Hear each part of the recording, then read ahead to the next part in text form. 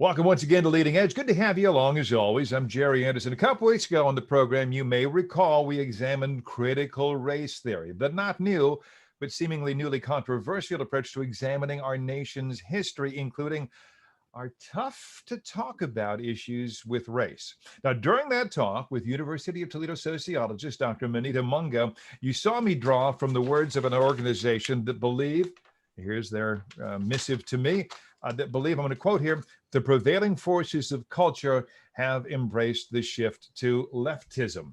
The founder of that organization, 1776 initiative, We the People, John Jakuboski, joining me on Leading Edge. You're going to say, yeah, we know him. Yeah, you do. Mr. Jakuboski heads the Republican Party in Wood County. He's an author. His book, one of his books right behind him, I see right there. A businessman, there you go. Who says he wrote this letter, which was addressed to fellow Wood County patriot as a local citizen. John, good to see you again. You write in this letter, our timeless American principles are under siege.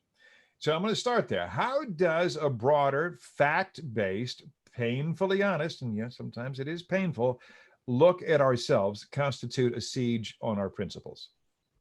Well, thanks, Jerry. I appreciate the opportunity to be on your show. As always, it's truly an honor. And I would point out, first of all, there's a difference between leftism and classical liberalism. So there's a lot of liberals I know that don't qualify, if you would, as leftists. And I think what we look at when we see leftism is an assault on the classical values of the First Amendment, classical values of freedom. We see a move in social media and big tech where there's account cancellations only going in one direction. I myself had my book canceled on Facebook. I wasn't allowed to advertise. I was prohibited from advertising because it had the subtitle, Conservative Awakening of the Millennial Soul. We see Hollywood entertainment. If there's any stars that rise up with a different view that looks conservative, they're canceled. Think Gina Carano from the Mandalorian series, who was canceled from Disney because of her views. Higher education, try walking on campus with a Republican hat, a Trump hat, or even a Reagan hat. And I know students that have had the hats flipped off of their heads because of that kind of representation. At a local level, we've seen a tremendously unfortunate response to this letter. We've had a poisonous response at a local level from people that have tried to cancel our facilitators, dox their information, call us white supremacists and racists, and damage personal property, call in threats. So in many ways, it's definitely affected us at a local level, and it's very concerning.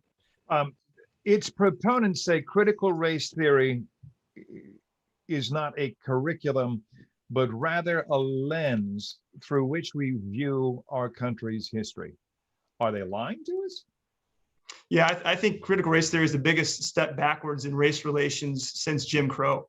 On the surface, it presents itself as adding to the stories of the marginalized in history or empowering minorities, but in reality, it has the exact opposite effect. Critical theory goes back to Karl Marx in the 19th century when he was creating theories around revolutionizing class warfare. And then it went to Antonio Gramsci, who studied hegemonic power structures and tried to refine what Marx was teaching, which then went into the Frankfurt School, which created the foundation, the academic framework for critical theory, which was then adopted in the 1970s and 80s into law schools in the United States. And that eventually became critical race theory. And then in 2015, especially with the advent of BLM, Black Lives Matter, and Ferguson, we saw that starting to be mainstreamed as the theorists in college campuses and the Ivy institutions tried to bring that into K-12 institutions. And in 2020, with the tragic events of the killing of George Floyd, followed by many of the riots, we saw that mainstreamed into academia, into schools.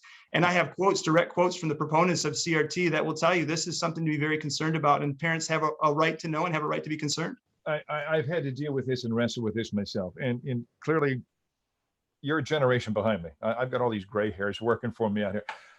I don't know about you, but don't you think we got a fairly white version of our nation's roots growing up? I honestly, to myself, I think I did.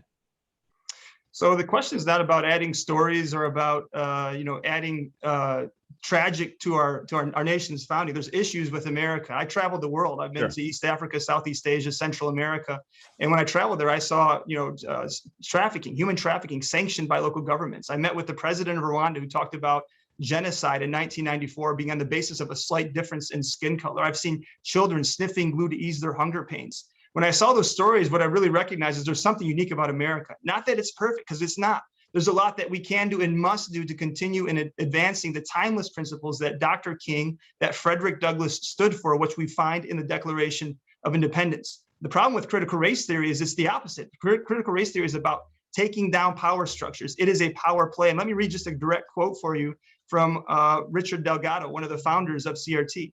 He says, with that in mind, it should be no surprise that CRT unfortunately rejects the methods, aims, and goals of the civil rights movement, and in fact, calls into question the value of things like equality, rationalism, human rights, and neutral principles of constitutional law. One more quote. This is a guy bringing into praxis these theories. This is Ibram X. Kendi. He says, the only remedy to racist discrimination is anti-racist discrimination. The only remedy to past discrimination is present discrimination. The only remedy to present discrimination is future discrimination. And that's a book, How to Be an Anti-Racist, that's being read in schools throughout the country. There's more than that. I have many quotes that I could share, but I don't have time. John Jakuboski gets a lot in. We need to take a break. His group is 1776 Initiative, We the People. I want to know more about this group and what you want them to do, how you want them to engage, what you are looking to accomplish. We'll do that when we come back on Leading Edge.